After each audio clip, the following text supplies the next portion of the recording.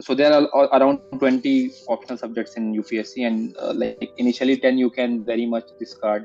Like I am Okay. an engineer, so I cannot choose medical science or the statistics. So these Yes, will be yes. discarded, and then you shortlist. You refer to their syllabus and the previous year Okay. questions, and then Okay. you get an idea, basic idea whether that is intriguing you or not, right? Yes. So after doing these things, maybe you are left with 2 or 3 optionals, right? Yes, sir. So what to do is, firstly you have to check whether you have interest in that subject or not, Okay. and how to check that. The best way I found was, like, in my initial days, I was also very much worried about the optional Option. subject, how to choose it.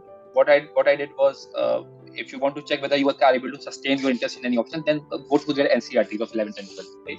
So Okay. suppose if you are able to sustain your interest till the end of those NCRTs, then it might be a good probable optional subject for you.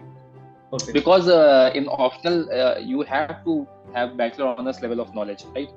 Yes, sir. So it's tough, and the standard of UPSC is increasing day by day.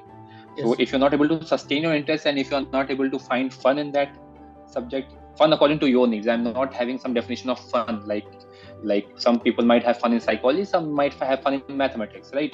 Yes, Also sir. for that part, maybe in literature. So if you're able to sustain your interest in any optional after reading NCRTs, then maybe that is a good option for you, Yes. right? Psychology as an optional is a good optional, Okay. and it is like a mix of social science and natural science. I would say it is 70% natural science and 30% social science.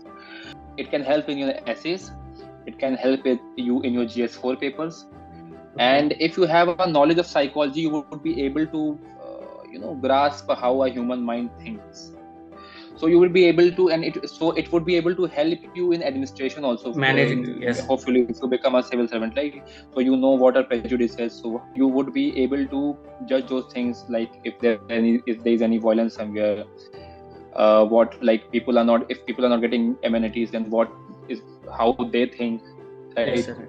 You would be able to see how organizations work, so organizational psychology. Then you would be able to see abnormal psychology. You would be able to appreciate the mental deficiencies that people have. So it is a practical subject as well, and it is fun learning psychology.